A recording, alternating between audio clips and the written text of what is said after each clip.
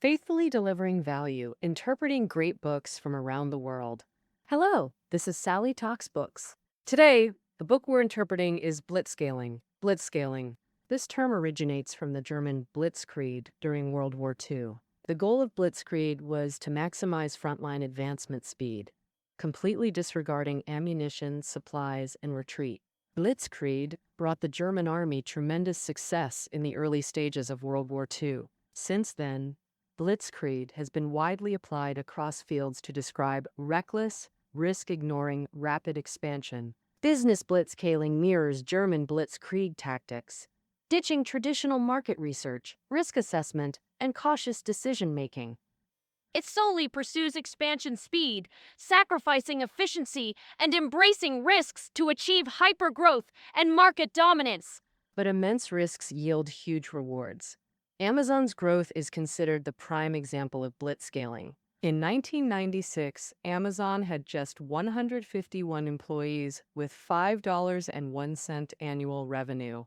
Focused on books from its 1997 IPO to 1999, employees surged 50 times to 7,600, while revenue exploded 322 times to $1.64. By 2021, Amazon employed over 1.1 million globally, with $469.08 revenue, leading ebooks, e-commerce, and cloud computing markets. Author Reid Hoffman, immersed in Silicon Valley for 30 years, is both entrepreneur and investor. A PayPal founding member, LinkedIn co-founder CEO, and investor in Facebook and Airbnb, Hoffman analyzed numerous blitzscaling success cases. He created a Stanford course dissecting tech companies' growth journeys, exploring how they became billion-dollar behemoths. In years, he distilled replicable strategies. The author condensed that course into this book. Upon release, this book was highly praised by Silicon Valley entrepreneurs, with Bill Gates personally writing the foreword and Yahoo CEO Jerry Yang lauding it. The book states, it's an essential reference for entrepreneurs and leaders building future companies. With 6 chapters total, I'll distill the content into 3 key questions for you. First, under what circumstances and when should companies choose blitzscaling? Second, how should companies formulate a blitzscaling strategy? Third, how can management keep pace with such rapid expansion? Let's start with the first question. Under what circumstances, when should they choose blitzscaling? Over the past 3 decades, internet growth exploded as globalization accelerated. In this connected age, unprecedented opportunities abound. Valuable global tech companies emerged by precisely capturing innovation-driven opportunities. For instance, as smartphone cameras improved, users could record decent quality videos. Platforms like YouTube, TikTok, and Kuaishou emerged, what we call blue ocean markets. Here, all competitors are experimenting, with no dominant player yet. The first company to expand aggressively gains decisive first-mover advantage. First-mover advantage means market leadership gets cemented through scale. Top talent flocks in, boosting production and sales capabilities. Massive capital then fuels explosive growth toward market dominance and profit capture. But this window is narrow. Competitors are everywhere. Hesitate, and rivals surge ahead. Within months, leaders pull irreversibly ahead while laggards face existential risk. Airbnb faced precisely this during its startup phase. In 2011, Airbnb had just one San Francisco office, 40 employees, and $7 million funding. Yet in Europe, a clone company already operated 20 branches with 400-plus employees and 90 million funding. This was the largest investment ever secured by a European startup at the time. If Airbnb didn't expand rapidly into Europe, then it would face existential crisis. With Europe's numerous tourist attractions, a well-known rule prevails in its travel market. If your travel website doesn't cover Europe, you're finished. Either lead or fail. Airbnb had no third option. So CEO Brian Chesky decided to confront it head-on, securing $112 million VC funding to acquire another Airbnb clone in Europe. Within a year, they established branches in 9 major European cities. Airbnb's blitzscaling succeeded.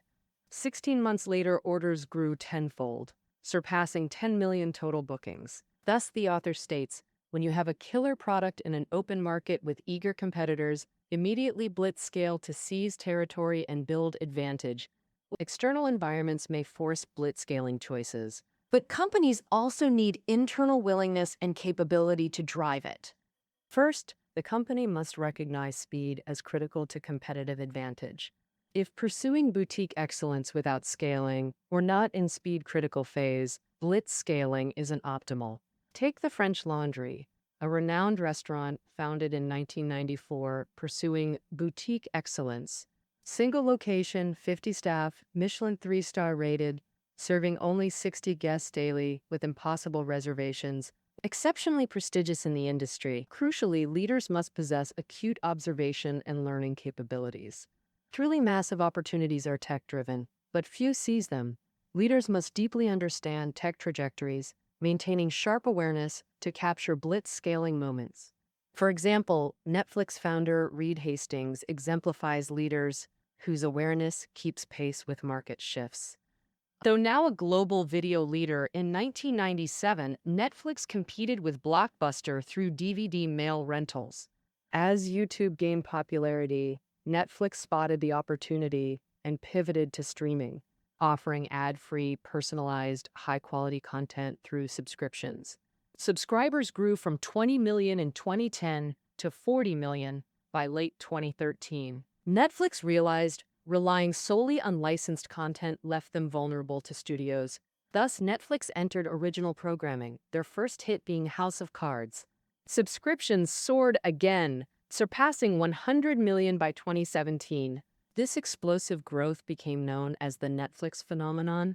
Underpinning it was Hastings' market-responsive decision-making. Thus, sustainable innovation through blitzscaling requires leadership's continuous cognitive acceleration. Of course, blitzscaling can't sustain endless cash burn. Expansion consumes massively, like an afterburner, enabling 2 to 3 times normal fighter jet speed. But fuel drains alarmingly. Permanent engagement leads only to catastrophic depletion. Thus, knowing when to cease blitzscaling is equally critical. The author identifies 4 warning signs indicating when to decelerate. First, declining revenue growth, signaling market saturation through diminishing returns. Second, deteriorating unit economics. Unit economics measure profit per smallest operational unit. For products, it's profit per item. For services, profit per hour. Its decline indicates either heavy discounting or surging costs. Third, declining per employee productivity, indicating either overstaffing or reduced market demand, lowering total output. Finally, persistently rising administrative costs signal bloated management layers and expanded facilities, driving up expenses. Combined, these metrics reveal slowing revenue growth, falling demand, excessive staffing, and surging costs. Continuing blitzscaling now won't generate new revenue, but will drastically increase expenses. Extremely dangerous. This signals you've hit the scaling ceiling and must slow down. Groupon, the U.S. group buying site, exemplifies this. From early 2010 to November 2011, just 16 months, Groupon expanded to 45 countries, growing from 300 to over 5,000 employees. Ooh. Pre-IPO, it secured over $1 billion in venture funding. Its November 2011 IPO raised $700 million at $17.07 valuation, ranked as Google's runner-up for IPO scale that year, dubbed history's fastest-growing company. But Groupon's unit economics were weak. Promotions attracted temporary customers who vanished post-deals. Of 140 million email subscribers, only 16 million were repeat customers. The smart move was immediately halting cash burn promotions to boost retention. But Groupon didn't, leading to stock collapse, CEO ouster. So when should companies blitzscale? How then to formulate an expansion strategy? That's what we'll explore next. Analyzing the second question. 7 proven business models emerged from companies scaling into giants over 30 years. Briefly, first, digital products outperform physical goods. For example, Amazon profits more selling ebooks than physical bookstores do with print. Second, building large platforms to collect fees. Examples: Apple's App Store charges developer commissions, Amazon and Taobao collect merchant fees. Third, free for masses but charging premium users, like video sites offering free access but requiring VIP payments for exclusive shows. Fourth, connecting buyers and sellers as intermediaries, like Airbnb linking hosts and guests, Uber and Didi connecting ride-hailing drivers with passengers. Fifth, subscription models with monthly or annual fees. Music, video streaming, and cloud storage all use this approach. Sixth, selling virtual goods, exemplified by in-game purchases. Seventh, algorithm-driven content feeds like Facebook and YouTube. Why do these 7 models succeed? The author identifies 4 key growth drivers for blitzscaling companies to leverage. First, accurately predicting market size. Market size dictates a company's growth ceiling. Only sufficiently large markets enable massive scaling. Underestimating size may doom blitzscaling. You'll never lead despite maximal effort. Overestimating yields limited profits even as market leader. So, how to gauge true market size? Consider competitors' scale plus expansion potential through cost reduction and product improvement. But accurate prediction remains challenging.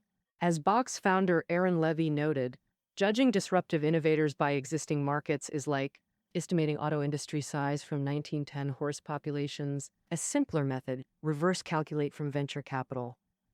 VCs typically demand 3 times returns. 100 million investment targets 300 million returns in 7 to 10 years.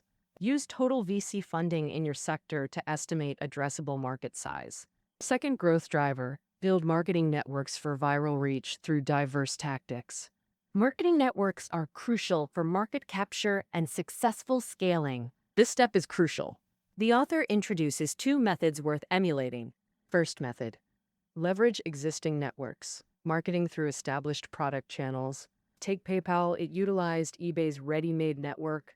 eBay was then one of America's largest e-commerce platforms. PayPal convinced eBay to automatically add Pay with PayPal buttons to listings. Thus, every eBay buyer became a PayPal user. Second method, viral marketing. Users recruit new users who recruit others.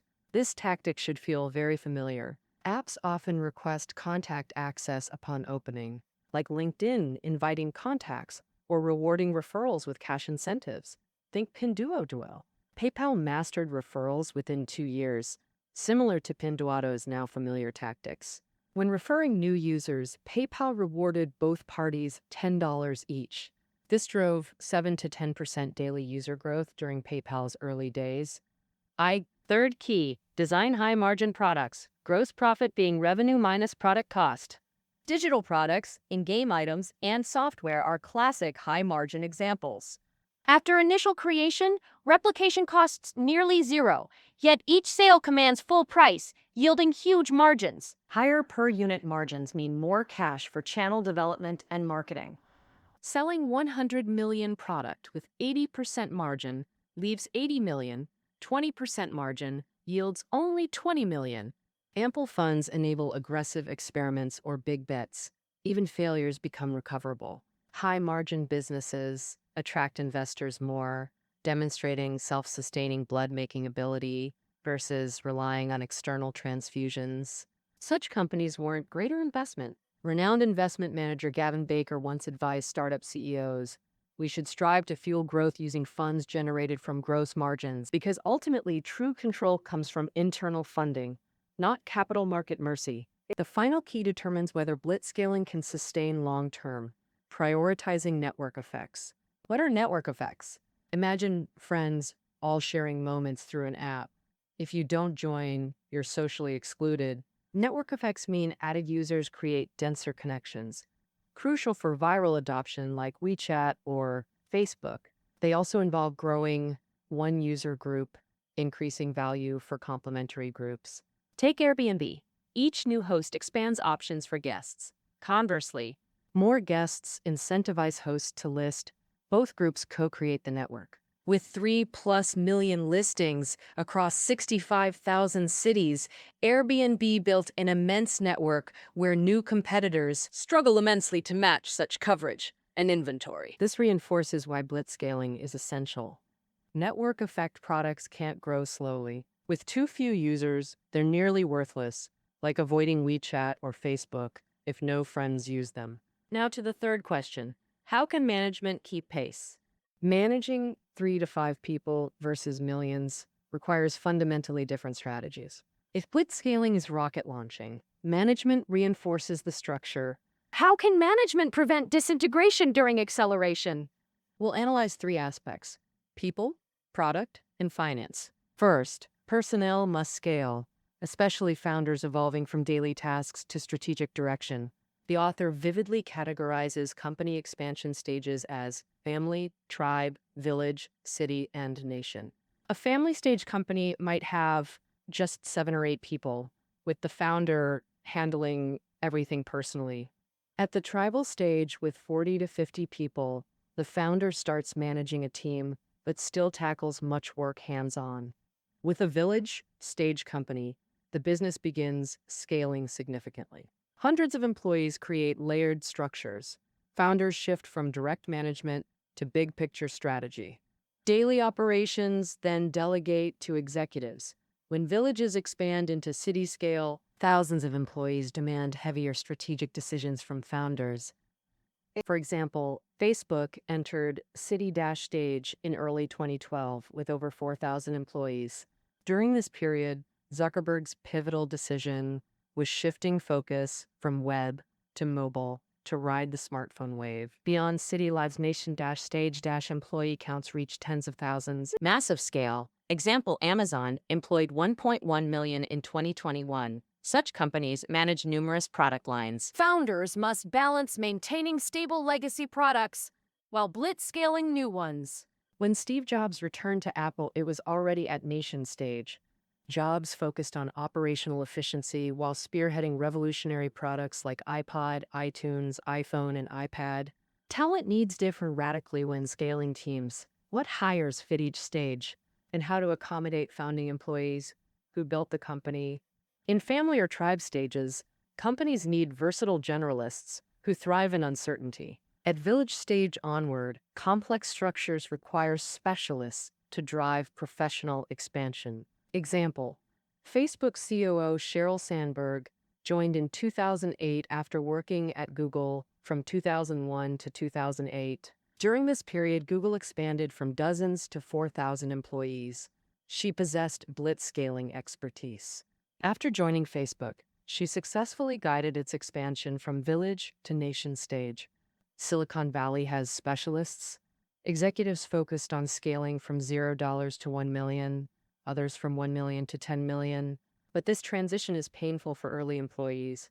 Once insiders managing everything, now constrained by professional executives, excluded from decisions, becoming outsiders. How should companies handle founding employees? Set clear expectations. Encourage focus on impact over titles.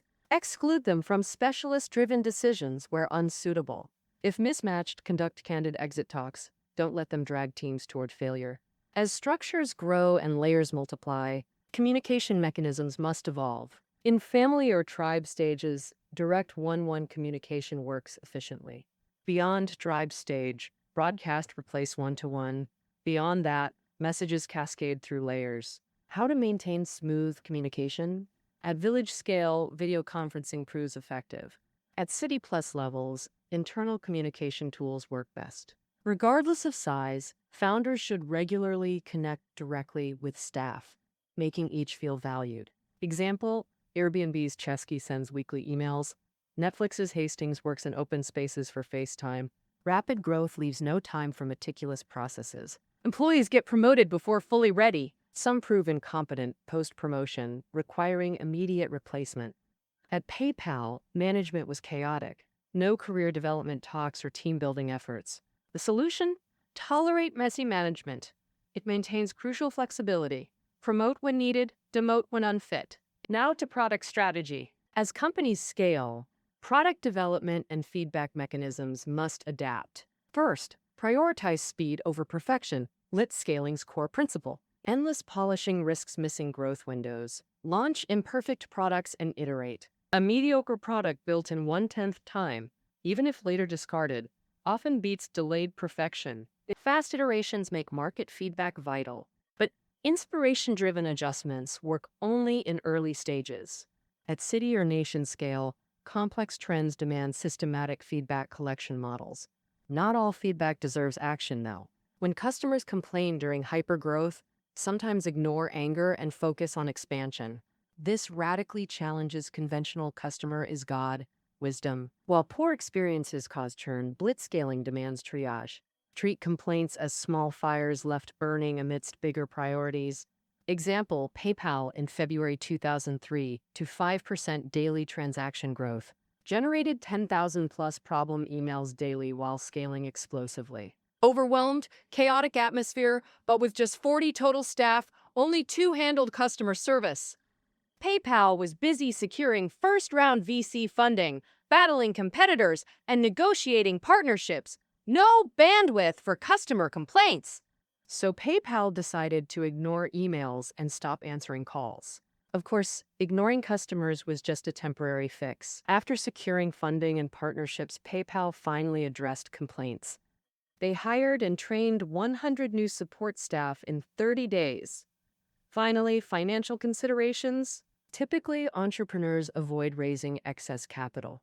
Overfunding dilutes founder equity and prioritizes investor returns. But the author advises the opposite.